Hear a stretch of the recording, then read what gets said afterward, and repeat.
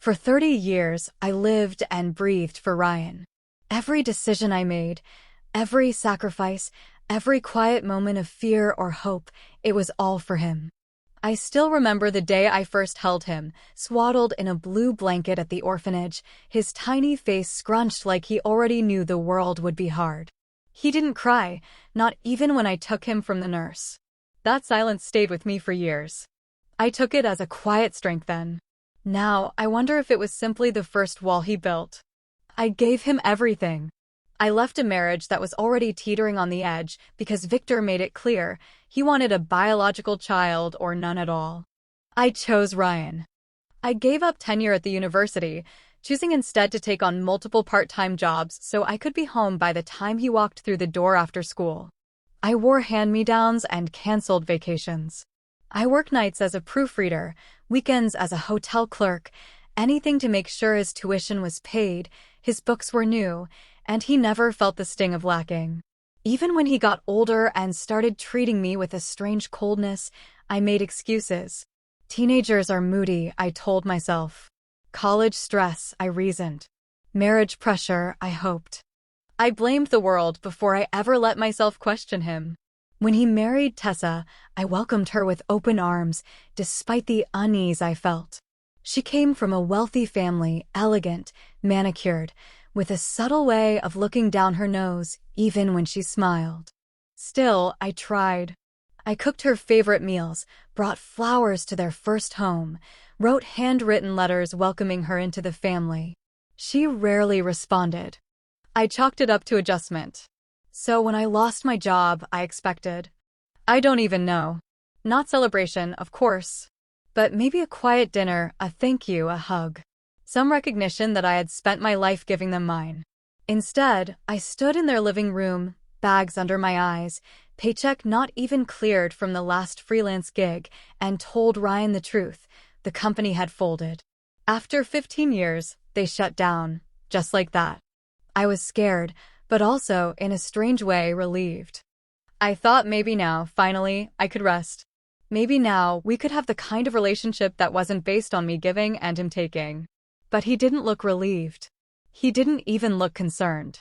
You lost your job? He repeated, eyebrows raised in disbelief. How could you let that happen now? I didn't let it happen, Ryan.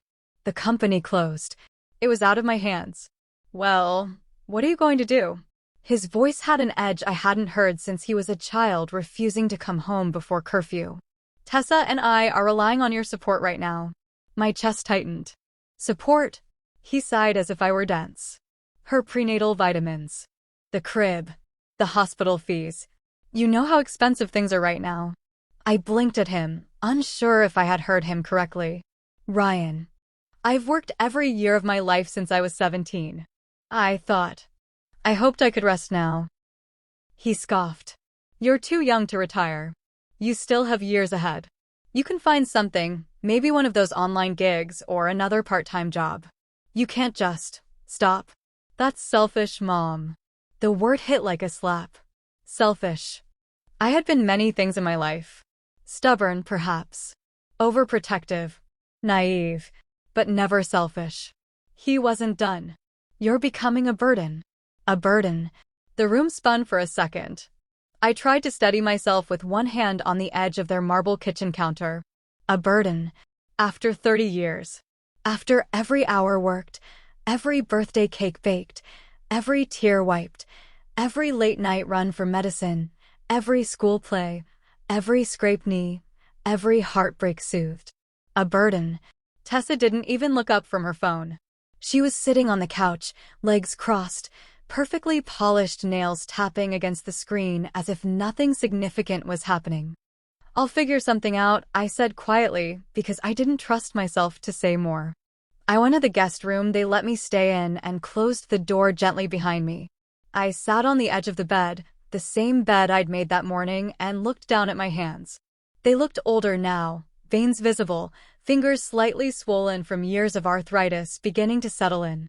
But they were still capable. They'd carried groceries and books and Ryan. They'd written essays and cleaned messes and stitched hems. These hands had never failed him. But today, for the first time, they shook. Not because I'd lost my job, but because I had lost my son. And somewhere deep inside me, something else moved too. Not despair. Not sadness. No, something quieter. Like a switch flipping in the dark. I would not be their burden. I would not be their bank. I would not give them another piece of me. Not anymore. I'd convinced myself that offering help was still the right thing. After all, Tessa was carrying my grandchild, my first, maybe only. Despite how Ryan had spoken to me, despite the cold glances and Tessa's disinterest, I told myself that maybe they were just stressed. I had read somewhere that pregnancy could be overwhelming for young couples. I chalked their behavior up to inexperience. Maybe they just didn't know how to receive support. So I went to them, heart open and arms ready, offering to help however I could. I imagined folding tiny clothes, boiling bottles, maybe even rocking the baby to sleep while Tessa rested. But what I walked into was something altogether different. Tessa was holding court in their overly polished living room, reclined like royalty, her mother seated beside her in a crisp, tailored suit. Dr. Lorraine Blake, known in Westbrook for her sharp tongue and sharper reputation, barely acknowledged me when I arrived. She offered a tight smile that didn't reach her eyes, as if I were a trespasser in her daughter's kingdom. I thought I'd help out once the baby arrives, I said gently, taking a seat on the edge of the chair opposite them. I raised Ryan myself, and I'd be happy to help with diaper changes, feedings, anything really, just so you both can rest. Tessa didn't respond at first. Her manicured fingers toyed with the rim of her water glass, and then she exchanged a glance with her mother, a glance that said everything they wouldn't have to. Lorraine leaned forward with a small, patronizing laugh. "Oh, Helen," she said, drawing out my name like it was some pitiful little thing. "That's sweet, but let's be realistic. Times have changed. Babies require trained professionals these days. CPR certified, educated in child psychology, well-versed in nutrition. Not everyone is qualified." I froze, my lips parting just slightly. Qualified? I had raised Ryan with next to nothing, juggled jobs and exhaustion, stayed up during fevers and school projects and heartaches. I'd been a mother in every sense.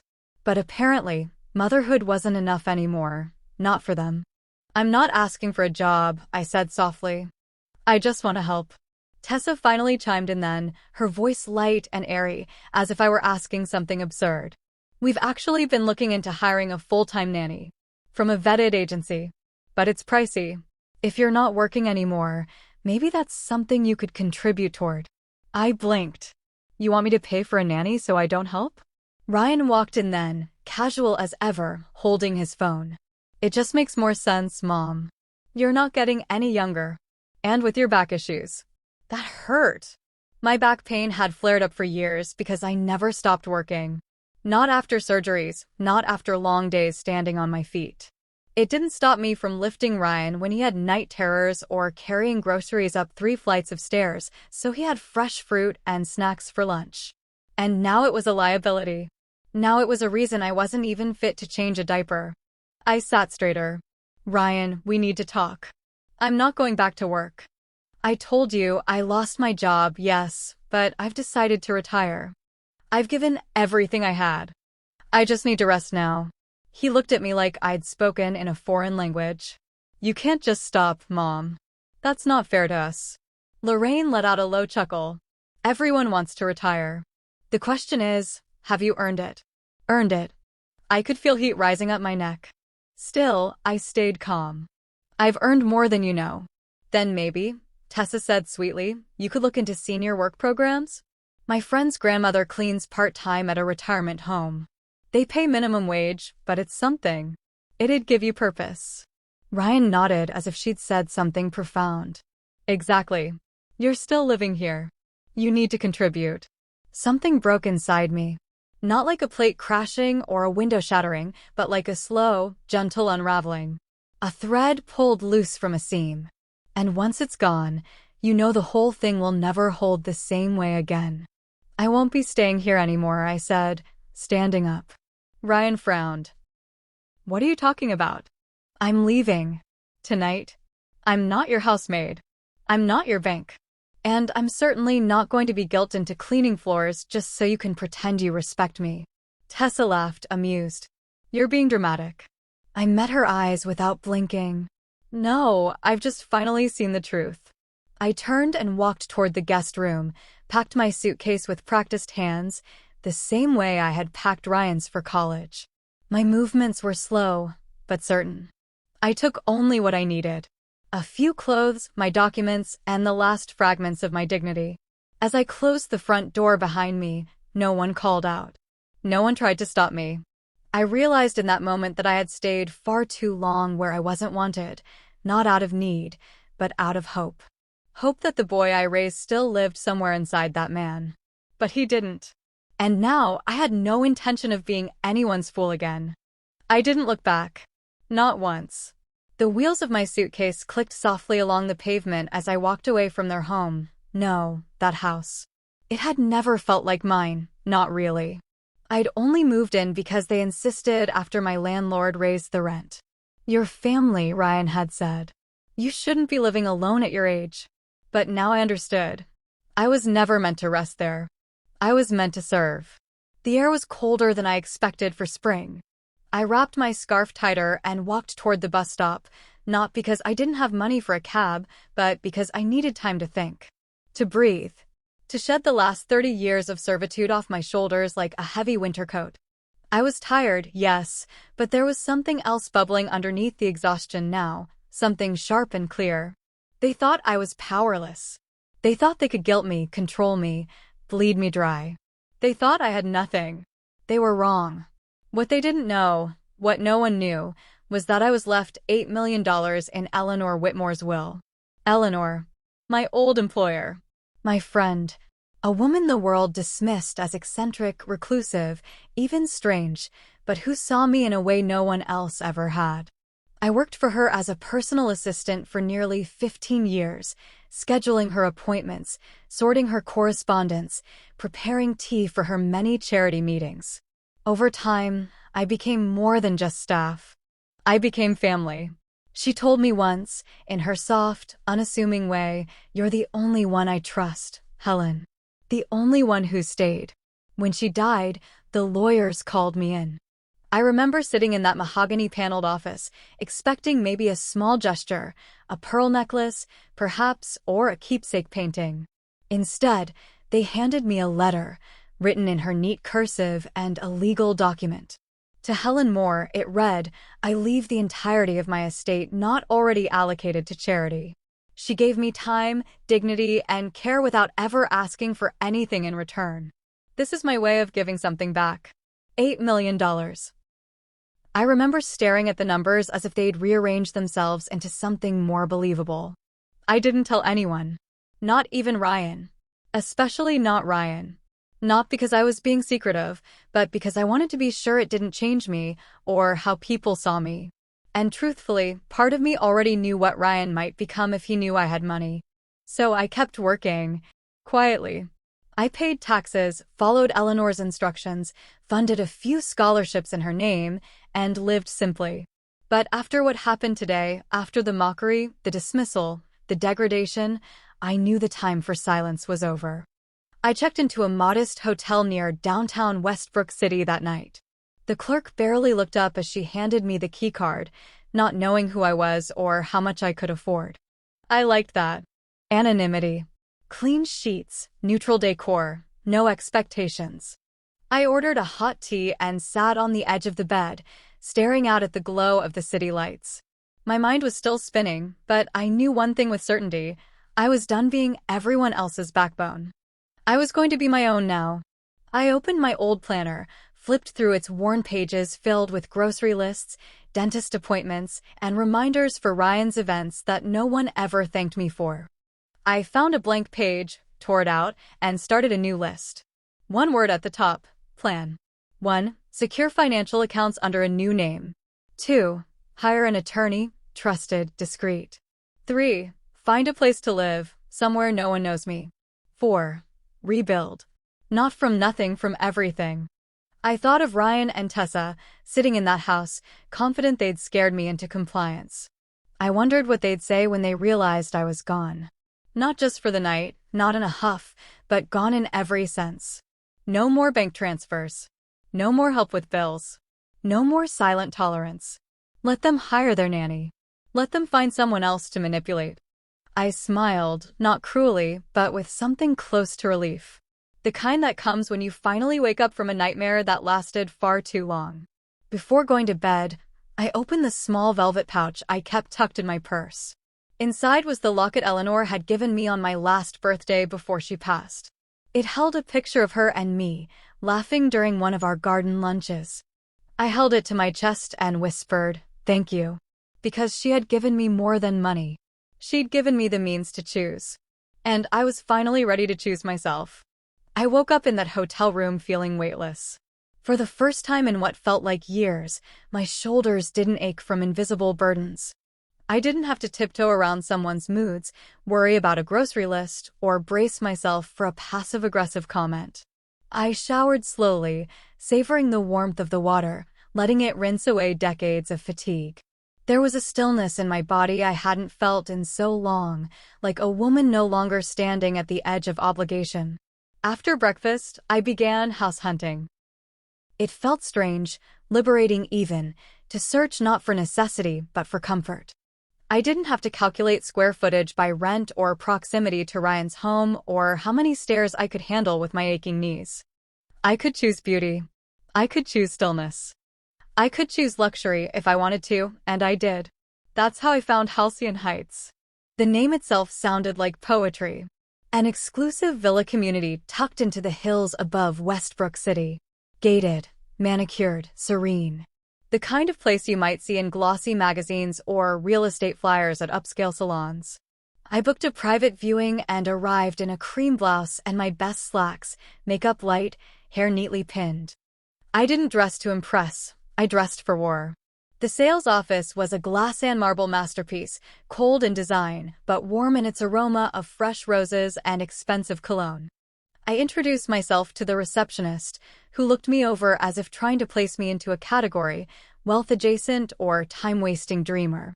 Before she could decide, a woman strode toward me with the kind of practiced grace reserved for models and political wives.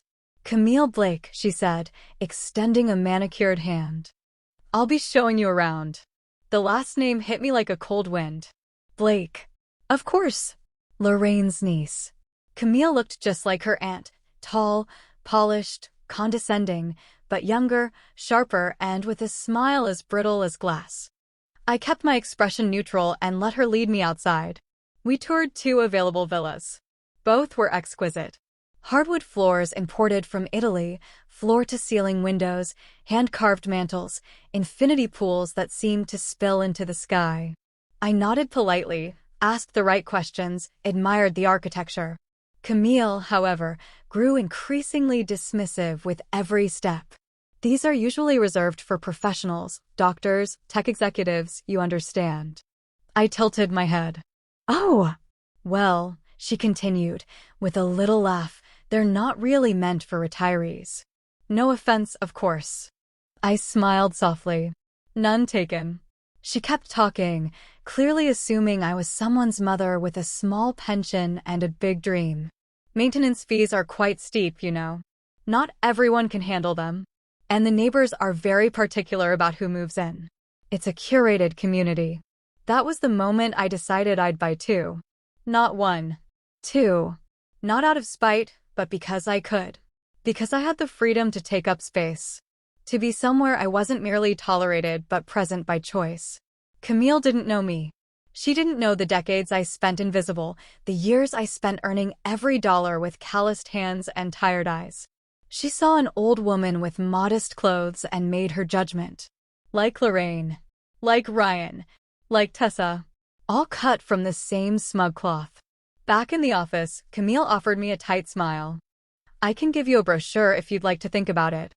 "I'll be purchasing villas 4A and 4B, I said. She blinked. "I'm sorry." "In cash," I added, sliding my bank officer's card across the counter. "He'll arrange wire transfers today." Camille's lips parted, but no sound came out. Her face drained of color like a watercolor washed too fast. She opened her mouth again, probably to recover the sale with dignity, but I wasn't done. I'd also like to speak with your regional manager, I said, calmly but firmly. I don't appreciate being belittled during a professional transaction.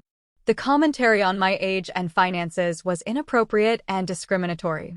Her eyes widened. Miss Moore, I didn't mean. No need, I interrupted. I'll make sure your manager hears the audio recording. I held up my phone, the screen dark but the red light blinking. I always record initial property visits. Habit. Her mouth snapped shut. By the end of the afternoon, I had signed the contracts, secured the transfers, and watched as Camille was walked out by a tight-lipped manager named Gerald, who apologized profusely for the misunderstanding. I nodded graciously, declined the complimentary wine basket, and scheduled renovations for Villa 4B, which would become a music studio and reading loft. I stood in the driveway of my new home as the sun began to dip behind the hills, painting the world in gold and lavender. For the first time in years, I didn't feel like someone's mother or someone's servant. I was just Helen. No more asking, no more waiting, no more giving everything away just to be seen. I had reclaimed something precious. Not money, not property, but power. I hadn't expected to find myself in a piano store again.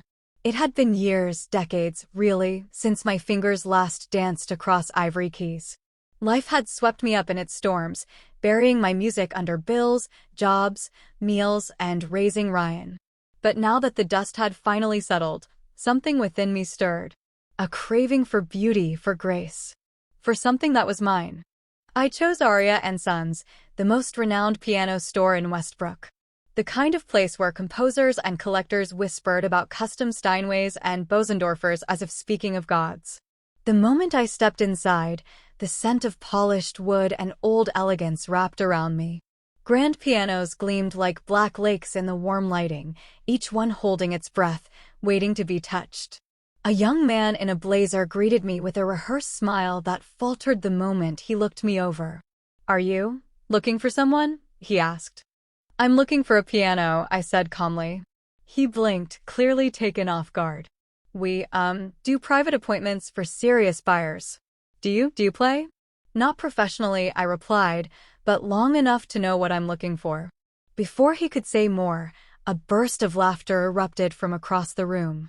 I turned and saw them, Lorraine Blake, two of her wine and Botox friends, and Tessa trailing behind like a perfumed shadow.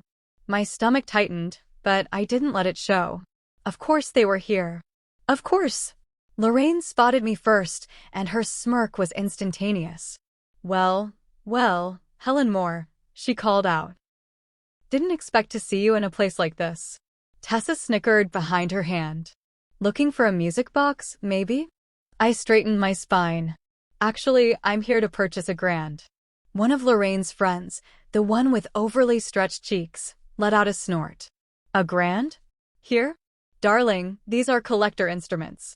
The kind of pieces people display in concert halls, not, well, cramped senior flats." I could have walked away. I could have let their laughter slide off me like rain on marble. But I was tired of shrinking. Tired of being overlooked, dismissed, ridiculed as if my age had stripped me of value. So I walked past them, toward the centerpiece of the store, a 9-foot concert grand, black lacquer, satin finish, hand-carved legs.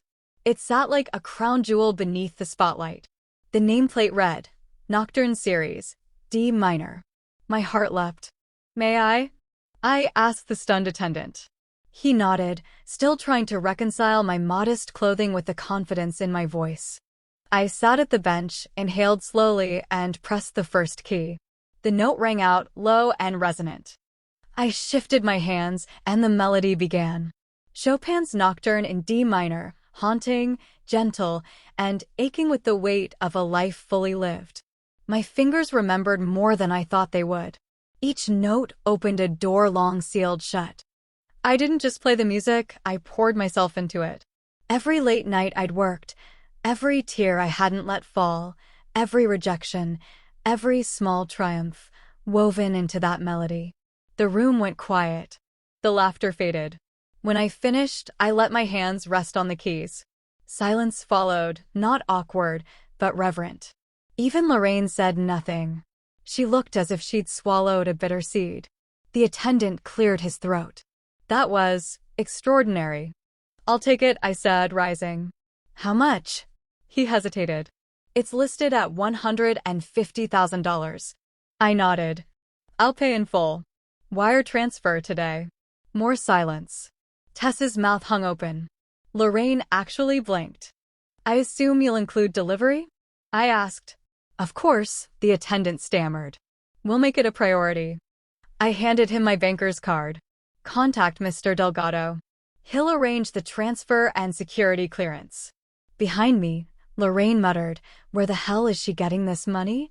I turned just enough to catch her eye. Kindness doesn't mean poverty, Lorraine. I simply chose not to waste my wealth on people who couldn't value it. I didn't wait for a reply. I walked out with my receipt, my shoulders high and my steps calm. Outside, the air smelled like new rain. I stood under the awning, letting it cool my face. I had once been the woman they pitied. The woman they mocked in hushed tones for being too quiet, too plain, too devoted. Now, I was the woman they couldn't understand, and that terrified them. In their world, worth was measured by brands and gossip and status. But my worth? It was measured in patience, integrity, and now elegance reclaimed. That piano would sit in my music loft. I'd play it every morning with the windows open, letting the notes drift through halcyon heights like a reminder that even after a lifetime of sacrifice, beauty can still rise from silence. It started with flowers. A pristine bouquet of white lilies and blush roses arrived at my villa one morning, tied with a satin ribbon and sealed with a card that simply read, "I'm sorry. Please call me Ryan." I stared at it, unmoved. There was a time that card would have undone me. A time when just a few soft words from my son would have melted whatever guard I'd put up. But that time was long gone, eroded not by one act of cruelty, but by years of subtle disregard that finally broke open and showed itself for what it was. I didn't call him. Instead, I dropped the bouquet in the waste bin near the back gate and went on with my day. But Ryan didn't stop. He emailed, messaged, even tried to friend me on social media. I ignored each one. I didn't need more words. I needed actions. But his actions always came too little, too late, and only when something was slipping out of his grip. Then the calls started. He left voicemails filled with apologies, choking on his own sorrow. He said he didn't mean what he said. That he was under stress. That Tessa was influencing his behavior. He begged me to come see the baby, to be a part of their life. But none of it touched me. He hadn't asked how I was. Hadn't acknowledged how it felt to be discarded like something expired. And so, I blocked his number. That should have been the end of it. But Ryan, as I would come to learn, didn't know how to lose quietly. One afternoon, my doorman rang to announce a visitor. I assumed it was a delivery or a contractor. Instead, standing in the foyer of the lobby was Victor, my ex-husband. Still tall, still carrying that old air of self-importance, though his temples had grayed and time had etched more lines into his once charming face. He didn't even say hello before getting to the point. Did you really never tell him?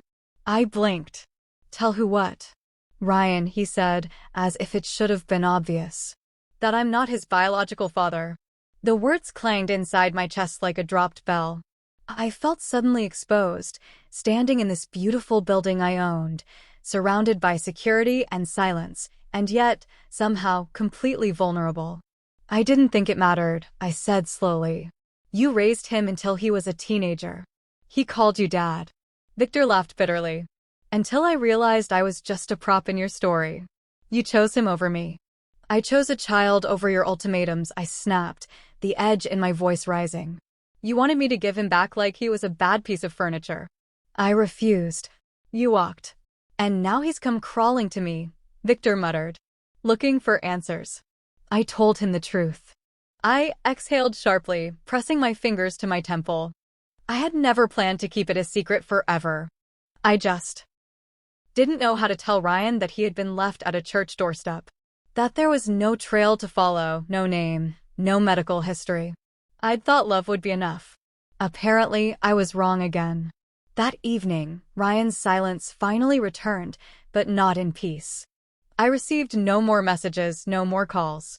But my curiosity betrayed me. I checked online, and there he was, Ryan, red-eyed and visibly shaken, sitting in a dimly lit room in front of a camera. Streaming. Live. The title read, "Betrayed by My Own Mother." I clicked on the video, unsure whether it was masochism or strategy. Ryan was speaking to an unseen audience, spinning a story with all the precision of a man desperate to reclaim sympathy. He told them he had been abandoned, betrayed, cast out by the woman who raised me after hiding my real parentage for years. He painted me as a manipulator, saying I hoarded money while he and his wife struggled to care for a newborn. I closed the laptop. My heart didn't even race. It just settled. This, I realized, was the only language Ryan understood: performance. Theatrics. He wasn't seeking truth, he was seeking followers, likes, digital pity. But what he didn't realize was that I had documented everything. Every text, every voicemail, every transaction where he'd begged for money, every receipt where I footed their bills, every piece of proof that I had done more than enough. I wasn't going to be his villain. Not anymore. So I started making preparations. He wanted to go public? Fine. I'd see him there. It was astonishing, really, how fast a lie could spread. Ryan's video went viral in less than 48 hours. I tried not to check, but curiosity is a relentless force. I found myself scrolling through comments, reading strangers debating my character as if they knew me. He had painted me as a bitter, vengeful woman who abandoned her son for wealth and pride. He cried on camera, literal tears, saying I'd cast him aside without warning. That I had millions while he and his wife lived paycheck to paycheck with a newborn. They called me a narcissist. A monster. Hashtag cancel Helen Moore began to circulate like wildfire. A woman who had quietly lived her life, loved fiercely, given everything, was now a villain trending on social media. People love a tragedy, especially when it gives them someone to hate. But the thing is, I wasn't afraid. For most of my life, I'd allowed people to misread me. I let them think I was weak because I was quiet. That I had no fight in me because I didn't scream. But silence is not surrender. And kindness is not weakness. So I launched my own channel. It wasn't flashy. No music, no filters. Just me, sitting in my living room, the baby grand piano visible in the background. I wore a simple blouse. My hair was pulled back. I looked straight into the camera with calm, steady eyes and hit record. My name is Helen Moore. Some of you know me now as the woman my son claims betrayed him. I'd like to share my side. And I did. I spoke clearly, never raising my voice, never blaming. I started from the beginning, how I adopted Ryan at 3 months old, how I worked 2, sometimes 3 jobs just to support us, how I missed sleep, meals, and birthdays for his sake. I didn't embellish. I didn't need to. Then I showed them the receipts. Screenshots of bank transfers, thousands, sometimes tens of thousands of dollars, sent to Ryan and Tessa over the years. Medical bills I paid for Tessa when she didn't have insurance. Tuition, groceries, rent. And finally, the messages, text after text of Ryan demanding money, threatening to cut me out of his life if I didn't step up. I gave, I said in the video, because I believed love meant sacrifice. But love should never be measured by how much one person can take and another can endure. I played one voicemail. Just one. His voice, unmistakable, sharp and cold. You're becoming a burden. If you won't work, don't expect to live here. Tessa and I don't need deadweight. I didn't say a word after that. I just looked into the camera, held that silence for 5 full seconds, and ended the video. It spread like wildfire, only this time in my direction. The shift in public sentiment was instant and brutal. People started dissecting Ryan's video, replaying it alongside mine. His crocodile tears looked thinner by the hour. Comments began to turn. She showed receipts. He just cried. This woman worked her whole life for him. He's disgusting. Justice for Helen. A reporter even reached out for an exclusive. I declined. I wasn't doing this for fame. I was doing it to reclaim the truth. Ryan, of course, went silent. But the internet didn't. A group of family advocates began compiling timelines from both videos, fact-checking everything. Ryan's online presence started to crumble. Sponsors pulled ads from his stream. His PayPal was flagged for fraudulent fundraising. And then came the ultimate reckoning. His accounts were suspended. Every one of them. The platform issued a statement about violations of policy, misinformation, and harassment. Just like that, his microphone was gone. I thought I might feel triumphant, but I didn't. I felt steady, anchored, like I had finally picked up all the pieces of myself and laid them down in order, free of apology. That week, I visited a lawyer. I walked into his sleek office, handed him a thick folder, and said, "I want to sue my son for defamation." He blinked. "You're serious?" "Very." He reviewed the documents, video transcripts, digital trails, the growing media attention, and nodded. "You have a strong case. He defamed you publicly, maliciously, and with provable damages to your name and mental well-being." We filed within days. And the moment Ryan was served, I knew he'd read every page. Because the next morning, the house I had once gifted him, the same one I scrubbed clean, paid off, filled with furniture and warmth, had been vandalized. Not by strangers, but by Tessa. She'd posted photos online, mocking his downfall. Apparently, she'd seen enough too. A week later, she filed for divorce. By then, Ryan was banned from his own digital kingdom. Alone, disgraced, and deeply in debt from legal fees and lost income. And I stood in my living room, the soft hum of the piano behind me, knowing the truth had finally spoken louder than the lies. No more silence. No more shrinking. Just me, finally visible. The courthouse was quiet the morning of the hearing. A kind of sterile calm that reminded me of waiting rooms and operating tables, places where you sit, suspended, while your life is about to change. I arrived early, dressed in a navy suit, hair pinned, heels low but purposeful. I didn't come to be pitted. I came to be heard. The lawsuit had moved swiftly. The judge had reviewed both video streams, statements from witnesses, documentation from my attorney, and evidence of the targeted smear campaign Ryan had launched against me. The facts were clear. What Ryan did wasn't just hurtful, it was calculated and damaging. Public defamation. Emotional distress. Intent to manipulate and profit from a false narrative. Ryan arrived late, flustered, wearing an oversized blazer and poorly matched tie. His hair was unkempt. Tessa was nowhere in sight. I recognized the look in his eyes when he scanned the room and found no allies, just the cold stare of truth waiting for him at every corner. He didn't speak to me. Didn't even glance in my direction. The proceedings didn't take long.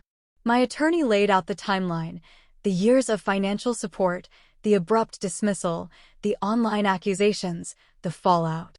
He showed the receipts, bank statements, text messages, audio files. We played the same voicemail in court. "You're becoming a burden. If you won't work, don't expect to live here." Ryan's defense was weak. His lawyer tried to argue emotional confusion, personal stress, a desperate bid for connection. But the judge wasn't swayed. Not with the facts staring her in the face. "I find in favor of the plaintiff," the judge said, voice firm and without sympathy. This was a targeted act of defamation with tangible harm done to Ms. Moore's reputation and well-being. A fine was issued. Ryan was ordered to release a public retraction and cease all forms of communication, both digital and in person, unless explicitly invited. His accounts remained banned. His online presence, once his pride, was now a ghost town. And when the ruling was read, he slumped in his chair, not with grief, but with resignation. I didn't celebrate. I didn't smile. I simply gathered my things, thanked my attorney, and walked out with dignity. A week later, I sent the court order to my real estate attorney and reclaimed the deed to the house I had given Ryan. It had been gifted under the assumption of goodwill, but now, legally, it was mine again. He hadn't paid taxes on it in over a year. The place was in disarray, cracks in the walls, grass grown tall, paint peeling. The physical shell of his life mirrored the decay of everything he had become. I had the locks changed and arranged for a company to handle the cleanup. I kept nothing. Not the furniture I bought, not the dishes, not even the family photos I'd once framed with care. That chapter was closed. I didn't need reminders of what could have been. And then came the news I didn't expect, but perhaps should have. Tessa filed for divorce. The headline came through a friend's forwarded message. Influencer wife of disgraced streamer files for divorce amid scandal fallout. Her public statement was brief. I was unaware of the extent of deception and emotional manipulation. I support accountability and healing. I stared at the screen for a long time. Not because I felt sorry for her, she had played her role in humiliating me, after all, but because I knew the moment a woman walks away from a sinking ship, it means she's certain it's going down. Ryan was left alone. No money. No platform. No audience. No one. And I returned to my villa, sat at my grand piano, and played the nocturne again. This time, with something different in each note closure. There was no anger left in me, only a still, quiet kind of peace that echoed through every chord. I wasn't playing to grieve. I was playing to release. Later that week, I held a small gathering in Villa 4B, now fully renovated into a music and reading studio. A few friends I'd made in the halcyon community came, mostly retired artists, teachers, women like me who had lived full lives and were finally living for themselves. We drank sparkling water, shared stories, laughed about the strange roads we took to arrive here. At one point, someone asked if I had any family. I paused, just for a moment. I did, I said. But sometimes, family isn't who you're born to or who you raise. Sometimes, it's who shows up when you finally stop begging to be seen. There were no tears when I said it. Just truth. And in that truth, I found something even better than justice. I found freedom. I hadn't thought about Ryan in a long time. Not in a way that pulled at me, not in a way that hurt.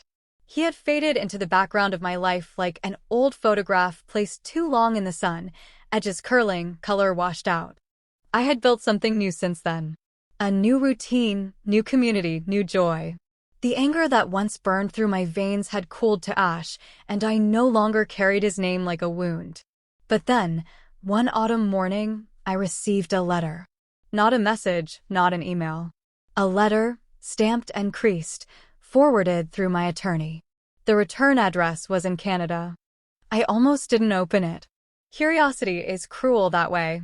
Inside, a caseworker had written to inform me of Ryan's whereabouts. He was living in a transitional housing center near Vancouver. Homeless, mentally unstable, frequently in and out of local shelters. He had no job. No stable income. No remaining family listed. Just my name, scrawled as an emergency contact on a faded intake form. My hands didn't shake. I didn't cry.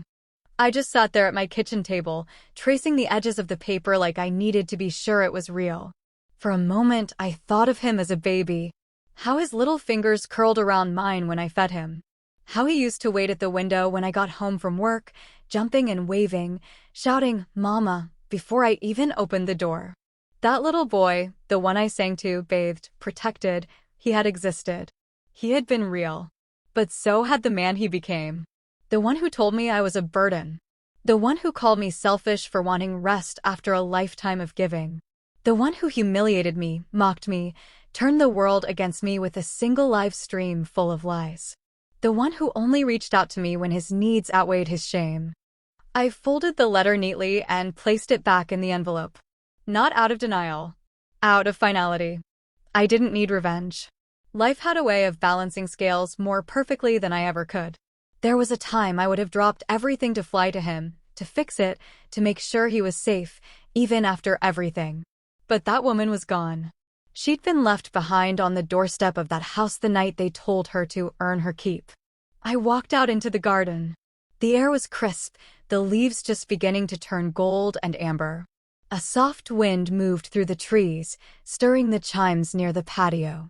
I sat on the bench beneath the pergola and let the sunlight warm my face. Was I supposed to feel guilt? Pity? I felt neither. I felt peace. Because I had done enough. More than enough. I had given 30 years, my youth, my money, my health. I had poured myself into a boy who had become a man incapable of seeing love unless it came with strings and sacrifice. And when I stopped offering myself as a resource, he discarded me like a depleted account.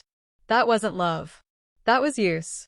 And no child, no matter how broken, has the right to weaponize a mother's devotion. Still, I whispered a silent prayer for him. Not for reconciliation. Not for forgiveness. Just for healing. For rest.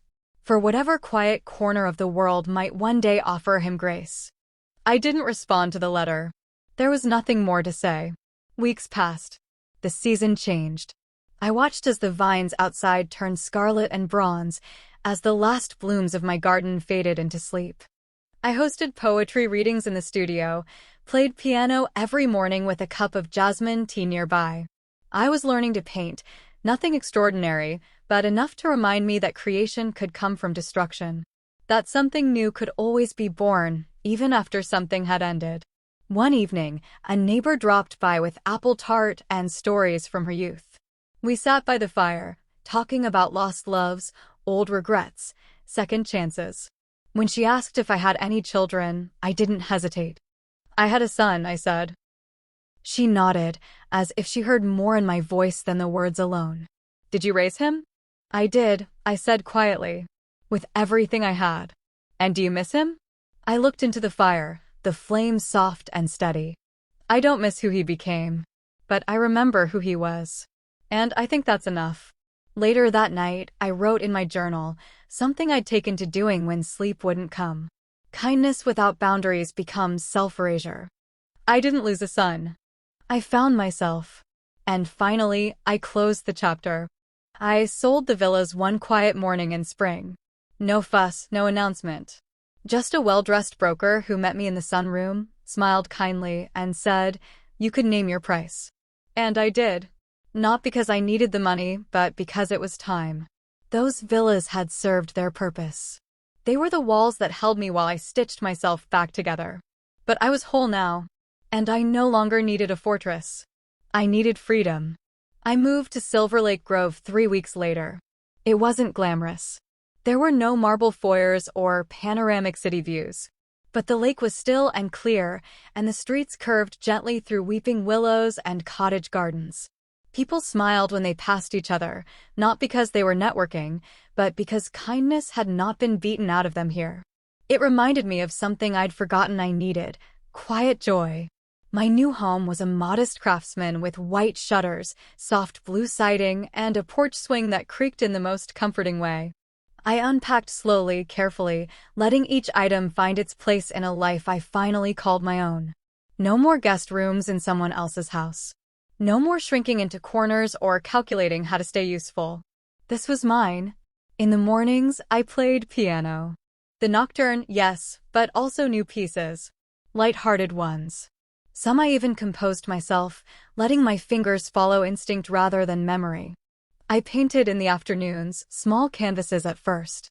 Birds, trees, a creek behind the cottage that sparkled with sun. My neighbor Ava taught me how to blend oils, how to see color where I once only saw shadows. People often ask me now if I regret it. Not the move, no one questions that. But the years, the choices, the cost. Do you ever wish you hadn't adopted him? They ask, sometimes with hesitation, sometimes with bold curiosity. And I never flinch. No, I always say, I don't regret loving him. I regret losing myself in the process. Because there was beauty in those early years. Laughter. Purpose. Even now, I remember how he looked when he first learned to ride a bike, wobbling down the driveway with the proudest grin. I remember the drawings he used to make, crooked stick figures and misspelled, "I love you," notes taped to the fridge. Those moments were real. And I won't erase them, even if they now live beside betrayal. But I've learned something important here in Silver Lake Grove. Love is not martyrdom.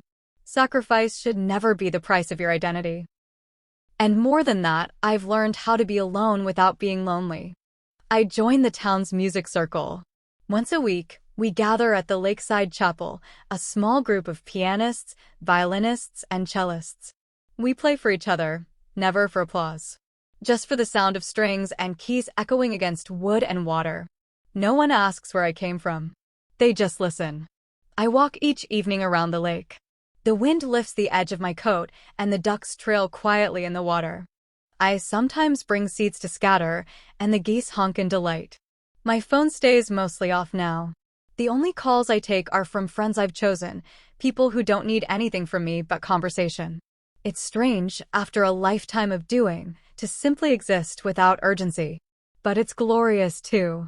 There are moments I catch my reflection in the lake or the hallway mirror and hardly recognize the woman staring back. Not because she's old, though she is older, but because she is calm. Her eyes no longer scan for danger. Her shoulders are not clenched. Her breath is full. She is living. Really living. And she is mine. Sometimes I sit on the porch swing with a book in hand, letting the late sun rest on my skin. I hear laughter from the neighbors' children down the road, dogs barking playfully, the distant clink of a wind chime. I close my eyes and think of how far I've come, not geographically, but emotionally. Spiritually. There was a time I believed motherhood meant complete surrender. That to be a good parent was to give until you had nothing left. But now I know. Good mothers model wholeness, not depletion. They don't just teach their children how to survive, they teach them how to respect, to love, to see others as more than resources. Ryan never learned that. Perhaps he never wanted to.